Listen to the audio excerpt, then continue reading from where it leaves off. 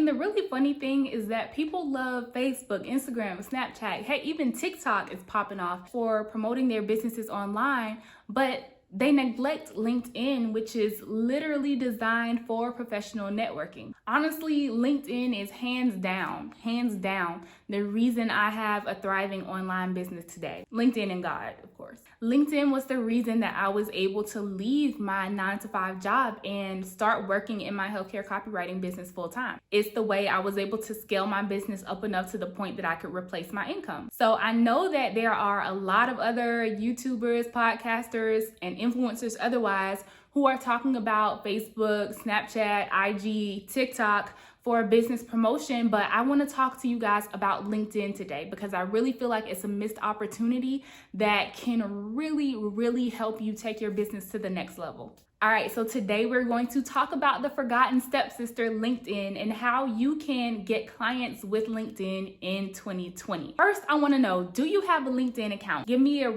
hand raised emoji if you have a LinkedIn account, and give me this hell nah emoji if you do not have a LinkedIn account yet. Let me know in the comments.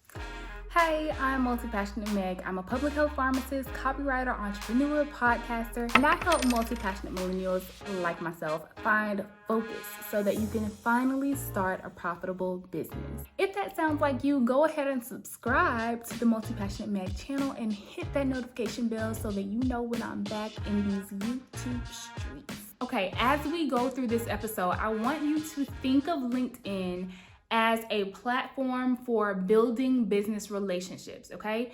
Let's not think of it so much as a platform for promoting your business, even though that's something you can, should, and will do on LinkedIn. I don't want you to think about it that way. I want you to think about it as a platform for building relationships that will then help you increase your business. As I mentioned, LinkedIn is a professional networking site. So it's like social media, except it's like for professional purposes. And so the reason that I think it's important to mentally frame this as building relationships that could support your business is because it's not as socially acceptable to promote yourself the same way that you might promote yourself on Instagram, Snapchat, Facebook, things like that. It's not as acceptable to like blatantly promote yourself like that on LinkedIn. You can still do it, but there are like more subtle ways, you feel me? So LinkedIn DMs, direct messages, are the way that I was able to build and scale my business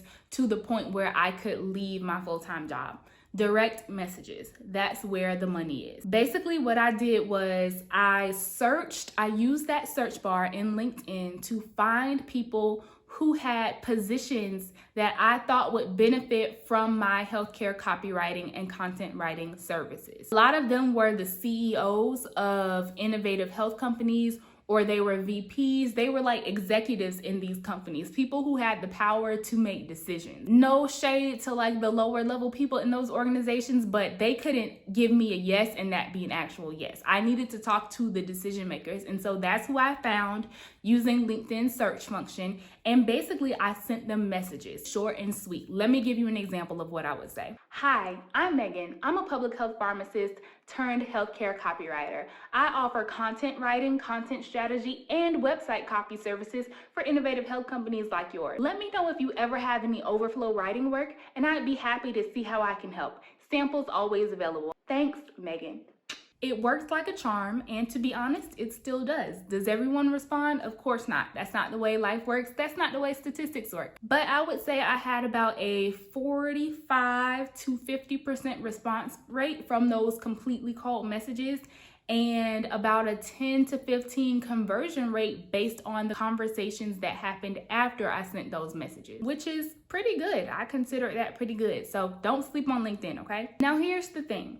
I didn't just randomly go on LinkedIn one day with no profile and really quickly load up something fast and furious and then decide to reach out to people. I've had a LinkedIn profile for years now and I've used it actively. Just having a LinkedIn account is not enough. You need to make sure that you optimize your profile and that you are using the LinkedIn platform actively. In other words, you are publishing content and interacting with other people via LinkedIn. So let's tackle these in two parts, the profile and the publishing.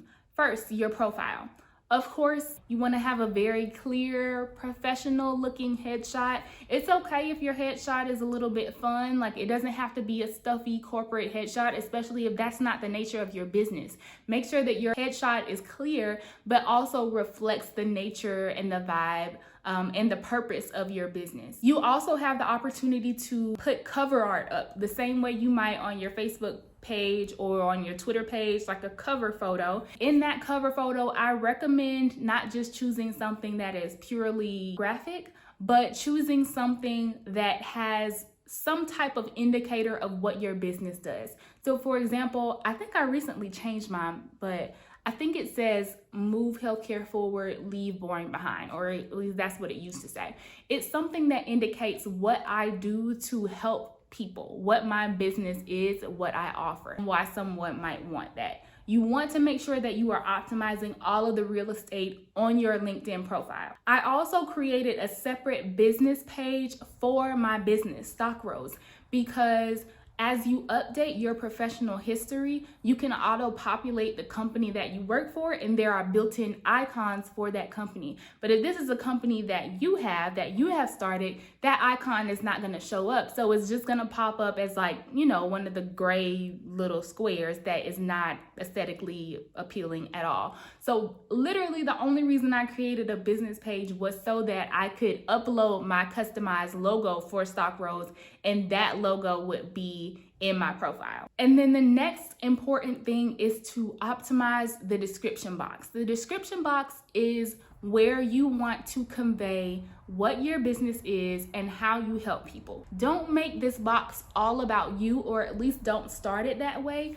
You want to, and this is like a little bit of copywriting, but you want to start that box in a way that demonstrates what you can do for other people, whether it's through your service or your product, because that's what's gonna make it most relevant to that person. Start off with how you can serve them, and then towards the end of that, you can talk about you, your qualifications, whatever, how to contact you, that kind of stuff. Make sure that you order it so that the value for the other person is clear up front. There are other things you can do to optimize your profile. Make sure that everything is filled in. Basically, the point I'm trying to make about the profile is that you want it to be aesthetically pleasing, and you want it to be set up in a way that when someone lands on your profile or clicks your little head to learn more about you, they understand exactly what you offer and exactly why it would benefit them. As far as the content, there are several ways that you can publish content on LinkedIn, and all of them are very straightforward. You have your traditional posts like you would see on any social media platform. That's where you can write text that will update and populate in people's feeds if they are following you or if they are connected with you. Think about these like Facebook updates. So they can be text-based. You can add photos, you can add videos within a certain length, and you can add hashtags which people can follow, and then your content will show up if the person is following the hashtags that you use. In addition to posts, there are also articles. So that is like, think about Facebook notes. Do you remember when Facebook had those notes? Or if you publish articles on Medium, basically it's like an area where you can post a blog post, but it's directly in LinkedIn on your LinkedIn profile. I like to use these LinkedIn articles because you can take the traffic that comes to your LinkedIn article and send them somewhere else. So in my content strategy for my business, one thing I do is I'll create a blog post on my website, but then I will take the first part of that blog post, I might change it a little bit, and I'll publish it on LinkedIn. Then at the end of my LinkedIn article, I will link them to the blog post on my website where they can go to finish it and to get further information. Or I will link them to a YouTube video where they can get further information that's related to what they just read online. So it's a really great tool to not only engage people further in your profile, but also lead them to other collateral that you have online. And then the last thing that I actually just noticed when I was creating this video was LinkedIn documents. It looks like you can just upload documents, like if you wanted to upload a CV, or I guess since we're talking about getting clients, promoting your business on LinkedIn, you could upload like a one-pager about your business, or you could upload a case study PDF, whatever kind of document would be helpful. One reason I like publishing content directly on LinkedIn is because when people like it, when people comment on it, when people share it, those are very clear opportunities for follow-up and for engagement. So I will DM someone who left a comment on an article or a post of mine, and we can continue that conversation in private. If they are a potential client for me, then I can develop that relationship. There have been plenty of times that I've had speaking opportunities, podcast interviews, workshops, projects that led directly from the relationships I built by engaging with people who were engaging with my content on LinkedIn. The other cool thing about LinkedIn content is that you can see the analytics. Just like, if you have a business page on Instagram, you can see the analytics, or the insights they call them, behind your posts. Same thing on LinkedIn. My analytics tend to show that my most successful content is when I am telling a story, a very interesting story, when I am posting a photo along with my content, or when I am sharing a win or a celebration that I've recently had. Videos do pretty well for me on LinkedIn too, and all of these are things that I am still constantly experimenting with and tweaking. So I highly encourage you to try this out, but also remember that you're gonna have to experiment with this for yourself. It's not a short game. LinkedIn is not a short game. As you build your content, you build your engagement, you build your real estate within LinkedIn, it will start to work more and more for you. Here's one last tip about content. It's not just about publishing content and then engaging with the people who engage with your content. It's also about engaging with other people's content on LinkedIn. Even if I do not personally know a person, if they post something that is relevant to my business in some way, you better believe I'm about to be up in their comments letting them know what my thoughts are, or building and nurturing that relationship in some way. Here's one last point that may be helpful for you in getting clients on LinkedIn this year. There is an upgrade option called LinkedIn Sales Navigator. That is really if you are trying to do some hardcore selling, okay? Now, since this video is geared towards beginners in the LinkedIn space, I don't know that you might be in the position to need this.